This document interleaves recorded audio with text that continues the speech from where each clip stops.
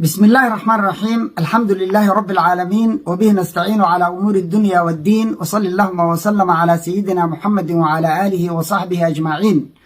أسعد الله صباحكم ومساءكم ولياليكم أينما كنتم وحيثما حللتم. ولا الله سوماليد ميلة جوجتان بإلهي سبحانه وتعالى يدكوان ما يهلو عدي دبنبك الله كقادو عدي دن لأله وفي انت باهن الله ديقو انت بكتا الله بكسي انت دمتي الله ونحرستو والدينتين الله ونحرستا نغنا الله نوغدا ونحرستو دالك دينتا دادك يدول دني مدبا إلهي سبحانه وتعالى هينوبت باديو واركتين شعبو أود دينا يعليسك عادليدهين دولدي وحا عباد كبحي واركتين dawladii shalay hanjabaysay arsoo baxa afgambi baa wadaan waa la idin leynaya cidii aag istaagta oo banaanbax samaysa iyada istaqaan tarabuunka ma tagi kartaan Siinaay ma tagi kartaan dalka idinku ma xukuntaan waxaas oo kalmadaha isdaba dhigay dhulka waa boobaynaa maxaa ka qaban kartaan hadalkii Mugaab dhulka waa ka kicinaynaa dawladda iskale qaybna ganacsataan u siinaynaa qaybna dadka degan baan u sharciyeynaa macnaha waa ka gadanaynaa hantidii qarankan boobayna waxna nagama qaban kartaan maxaa ku xigay iyo dadka in la xiro iyo in xabad la dhaco oo xataa madaxdii hore haddana madaxtinimada u tartamaya xabad la dhaco maxaa ku xigay waxaa ku xigay walaalayaalow waa idin baryaynaa ha soo bixinina haye qaar dawladdii ka tirsan oo wasiir ah wala tolkayo idinku ha ka qayb gelinina oo raba inuu kala qaybiyo dadka tolka maxaa uga haysay dawladda oo aad ka siis tolka dadka barakacay ka mid yihiin tolka waa dadka guryahoodii laga duminay ay deganaayeen oo dhulkii dawladda ku yaalay oo banaanka la dhigay homelesska laga dhigay maxaa ugu maqan tahay tolka ma jeebkaaga ilaaliyaan iyo adiga nafacaaga maxaa ka khuseeya maxaa ugu maqan tahay ugu tooran tahay shacabow awoodiina wataa dawladdu waxay xasuusatay Bangladesh iyo Nepal kuway ugu dambeeyeen Zaynuddin bin Ali Rabiicul Carabki ka bilowday oo ka bilowday nin khudaar gadayay oo loo diiday inuu khudaartii gado shacabka hadii la camcamiyo oo markaas nin ahaani jaamacad ka soo baxay intuu shaqo waayay buu bilaabay khudaar inuu gado saaliiri khudaartii sharci uma haysataa ku gadi markaas intuu gaas isku shubay dab isku daaray ya Abu Muhammad muxuu ahaa عزيز با محمد ميوها مقع نوع عصرها لن يراها واسقبي محاكا بلوذي زين الدين بن علي وها جباب لذا وقوة وين وقوة إنو عرنو بحصدو محاكو يجي حسن مباركة وقيدينو أن لا تابنجرين إن دي بدا اسم الله تورو دا بدا يسقبصتي دا بدا إلى ما يلبضنا أي كدعضي دولدو تاسي أكتاي تنا أقود تبرير يلا أقود تلعسن دولد كتلعسن ما جرتو oo dhulka caga dhigta marka bootadii iyo handadaadii iyo cariyaha soo baxa iyo afgambi baa wadaan waxa ka dambeeyay tolaayay tolkayo idinku ha raacinina in bal xoogaha laga reebo dadka shacabow talada ugu wanaagsan ma aha inaad siyaasi garab istaagtaan siyaasiyiintu muddo ka hor bay ahayd inay arrintan ka doodaan muxuu ku saabsan yahay banaanbaxan Soomaaliyeed horta banaanbaxan muxuu ku saabsan yahay wuxuu ku saabsan yahay laba qodob waa qodobka koowaad dadka dhulkooda laga barakicinayo dhulka dadka leh dawladdu malaha dawladda lagu sheegay ma Xasan Sheekh dawladnimaday rabaan inay boobaan magaceeda dawlad hadaa maqashid waa shacabka iskale waa hanti qaran marka la yiraahdana qof kasto kamid ah ayaa wax ku leh dawladda dhulkeedii inuu Xasan boobo baa laga doodaya oo laga dagaalamaya waa qodobka labaad qofkii hadla waa xiraya iyadana waa laga doodaya nasiib darrada aan arkay hadalkii ugu fool xumaayo aan arko qof ku hadlo wuxuu ahaa nabadoon xaadoole walaalkii midkaas mid dhintay weeye yaani lacagtu inay qofka saa indhaha uga tuurto laaluush lagu siiyo inaad la soo istaagtid walaalka oo nabadoon oo kaa weyn anaa xiray ceeb calayk waa akhas waxa ay yiraahdaan Soomaalidu akhas ka tolka in laga saaro weeye tolku inta ka tashadaan ka laga saaro tolka ما dambe yoodan ku soo noqon ay gaarkiina imaan macna male qof la gadan karo oo beeca macna male oo ila khayrkiisa loo soo diray waxaan maqli jiray ciyaala al-shabaab intay lacag siiyaan aabaha soo dilay adeerka soo dilay oo madaxa iyo ka qabsadaan marka kanoo kale way lacagtu iimaan la'aan bay dadka ku jirabtaa iyo qofku inuu xataa xuduudaha ka gudbo marka maxaa ku xigta waa xirxiraynaa wixii buuqa ahaa iyo qayladii iyo magaranaysaa handadaadii iyo xabsigii iyo xabadii maxaa ka dambeeyey dowladdii inay cataabayso runtana usoo dhaadhacdo waxaan rabaa inaa idin xasuusiyo xasan shalay iyo maanta shalay xasan muxuu ahaa markuu mucaaradka ahaa iyadoo dowladdii ay u diiday inay mudaharaadaan sababtana ay ku doodaysa ay ahayd covid-19 baa jira dadka yaan cudurka la qaadsiin oo yaan laysu imaan xasan wuxuu yidhi fulaynimada iska daaya oo adigu xasanow hadda maxaa ka baqaysaa wuxuu kaloo yidhi annaga inayna aamusiyaan bay rabaan mana aamusayno oo hadda maxaa dadka u aamusinaysaa wuxuu kaloo yidhi tabeelayaal baan wadanaa nabadaan ku mudaharaadaynaa maaskina waa xiranaynaa gacmahana waa iska dhaqaynaa maxaa ugu diidaysaa hadda iyagoo aan caabuq jirin oo marmarsiyada ay kuwaasi haysteen aadan haysan iyaga iyo adiguba waxaad ku khaldantihiin waa qodob dastuuriya shacabku inay mudaharaadaan oo waxa ay ka cabanayaan ay sheegaan oo si nabada u sheegaan idinkuna aad dhegaysataan markaasna ka falcelisaan oo dadku waxay diidan yihiin aad ka daysaan waxa ay tabayaanna aad u raadisaan intaa weeye mudaharaadka macnihiisu qofku inuu cabiro waxaa ku jira oo culaysa oo uu dareemayo inuu bannaanka u soo saaro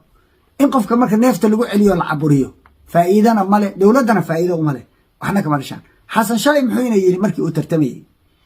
oo murashaxa ahaa oo khudbadiisii doorashada uu noo sheegayey wuxuu yidhi dowladda anigu aan xukumo hal qof la xiri maa xasanow xaadoole iyuu u xiran yahay nabadoonkii kale iyuu u xiran yahay yay u xirnaayeen dadkaan aad xirxirtay yaa u xiran yihiin waa kulligood waa maxaabiis siyaasadeed aawed wixii ballankaa aqaada beentaa miya shalay misma dhegaysatid miya waxaad kaloo tidhi adoo dadka la hadlaya dowladdayda haddaad rabtaan inaad ku bannaan baxdaan ruksad uma baahnidin war xasanow isma maqashid miya dhegtaada iyo afkaagu isma maqlaan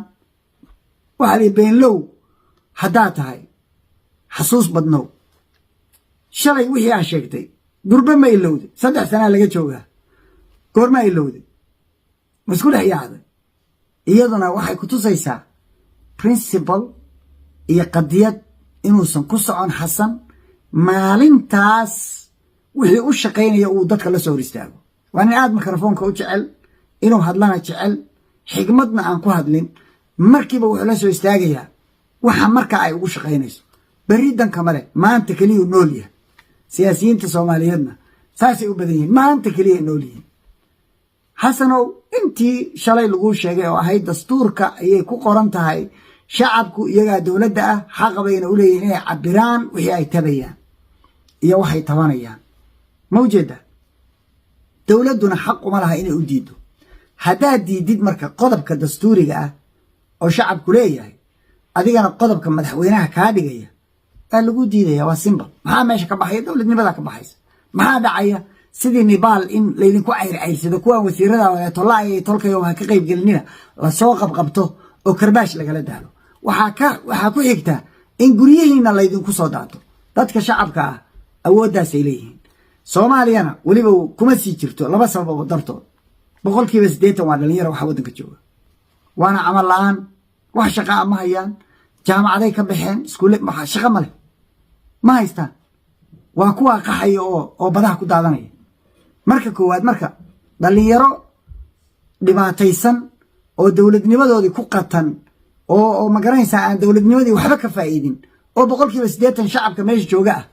baad la dhiil garaynaysaa waa qodobka koowaad waa qodobka labaade dowlad ka jilicsan oo caalamka hadda saaran ma jirto dowladda Soomaaliya muqdisho xukunta oo kaliya ma ujeeda waa madax ka nool حتى كوا maamul goboleedyada ah waa madax ka nool magaalada caasimadda u bay joogaan meel kale awood kuma leh marka adoo saa u jilicsan kuwa ka adag baa riday Bangladesh dawlad ka adkeed ma jirto militariga iyo wax oo dhan iyo dawladda saas dadka gacanta ugu haysay baa loogu daad markaas madaxdii generaalada la daldalay suuqa lagu daldalay idinkoo leedin cayrsanayo suuqa leedin ku daldalayo baa ku xigta hadaa dadka ka dayn wadaan caburiska shacabka waxaan leeyahay awoodiinu waa inaad soo banaan baxdaan oo ilaa maalinta uu xasan xilka ka degayo inta u dhaxaysa iyo maanta aydinaan hal maalin ka joojin maxaad samaynaysaan waxba khasab maa inaad siyaasiyiin iyo israacdaan waxba ugama baahnid siyaasigu dan buu leeyahay isagaa dan leh idinka dhex arkay idinku soo gabanaya isagaa idiin imaanaya markaa u baahnaydeen idinma imaan jirin haddana isagaa uun idinka dhex arkay idinka dan idinma wada idinka dantiinu maxay tahay markaa maqashaan meel heblaa la burburinayaa dayniila hadda waa kuwale waa burburinaynaa dayniila markaa maqashaan waa la burburinayaa social media haysataan whatsapp groups baa haysataan tiktok baa haysataan facebook baa haysataan youtube baa haysataan markiiba message la soo geliyo caawa saddexday gelaysaa cagaftii xasan xaafad hebla 1 milyan oo qof ha tagto habeenkiiba hala seexdo yaanba la seexanba habeenkii inta la lugeeyo ama baabuur wixii la heli kara la kaxaysto meeshii hala tago oo hala isdhoobo waxaa ku soo haray dadka xaafadaha degan dowladdu ay leedahay oo marba qole la siibayo loona isticmaalayo siyaasiyiinta iyo askarta reerkaa ka soo jeeda loo isticmaalayo odayaashooda waxaan leeyahay siyaasigii laydiin soo isticmaalo inta raadsataan xukuma oo waxaad tirahdaan waa xukuman tahay meeshii lagugu qabto tolkaa gacanta kugu dhigaya kaana shaqaysanaya tolka ha laga saaro oo tolku go-aan ha ka gaaro yaanba lagu dhicin cidna yaan lagu dhicin inta la kala qaybiyo oo siyaasi lacag la siiyo baa 10 oday oo meesha degan lacag loo qaybinaya 10ka odayba ka saara xaafadda qof alla qofkii lacag soo qaata meesha ka saara xasan ha waayo cid reerka ka tirsan oo reerto oo ku gabado maxaa dhacaysa marka inta hartay mooradug buu wadaa waxba kama tagin qabuurihi buu dhacay waxna ka tagi maayo nin xishoonayana maaha mana yaxyaxo ilaahba iga ta mana dhergo mana yaxyaxo marka inta hartay oo dhulkii dowladda ka hartay ha laga caymiyo dhulka waxaan arkayaa kuwa leh dowladda ka mas-uula dowladdu yay tahay ma madaxweynaha dowladdu waa shacabka waa dowladnimada waa dadka oo dhan wey waa odayaasha waa cuqaasha waa waxgaradka waa shacabka waa aqoonyahanka dadkaasoo isku duban baa la yidhahdaa dowladnimadu hal qof maaha weliba nin shaqo tag ahoo boob wada oo isagu urursanaya wax alla wixii uu urursan karo oo hanti boob ku jira in magaca dowladda loo afduubo sax maaha waxa dadka wararkaa ku hadlayaan waa khaldan yihiin ha ka waantoobeen ceeb wey qofku wuxuu dowlad yahay madaxweynuhu markuu ilaalinayo sharciga dhulka in la gato oo dowladdu ay gadato magaca dowlad inta lagu gato loo qaybiyo dad loo qaybiyo asxaab iyo ganacsato loo qaybiyo lacagta laga urursado dowladnimo lama dhaho waxaas tuugaa la yidhaahdaa saqajaannimo wey waxaa marka ciddii tabriirisa iyaduna khaladkay wax ku leedahay gardarraday wax ku leedahay marka shacabka waxaan kaloo u sheegayaa markaa mudaharaadaysaan waxaa reeban inaad wax burburisaan hanti shacab iyo hanti dowladeed midna inaad burburisaan raayad baa la yidhaahdaa haddaad ficilkaa samaysaan waa la iska kiindhicinaya waxaa reeban inaad amniga khalkhal gelisaan soo istaaga dareenkiina cabira mikrofoon qaata meelaha ay tegayaan u sheega inaad imaanaysaan maalin walba si ay uga waantoobaan inay xaafad cagaf la galaan saqda dhexe oo ay kaga qaylisiyaan carruurta iyo agoonta iyo haweenka odayaashana ay takhantakheeyaan dhallinyarada askarta ah kelmad baan idin dhahaya wiilashii 5 ahaayoo odayga takhantakheeyey oo maamada garaacay inta laydin soo saaray oo mikrofoon iyo kamera laydin hordhigay ma laydin xukumo ma laydin waa laydin xirayaa tuugaatiin nimankii idin isticmaalayay markaa dhib geysataan bannaanka idinka maraya waxay leeyihin annaga maahayn kaasoo ah yaan lagu soo isticmaalin ogow marka koowaad dadka shacabka ay dastuur bay ku socdaan xaq dastuuri ay gudanayaan ha hor istaagin dadka dhibaatana ha u geysan hana dulmin nabadda ilaali that's it haddii taliyaha uu ku yidhaahdo qofkaa garaac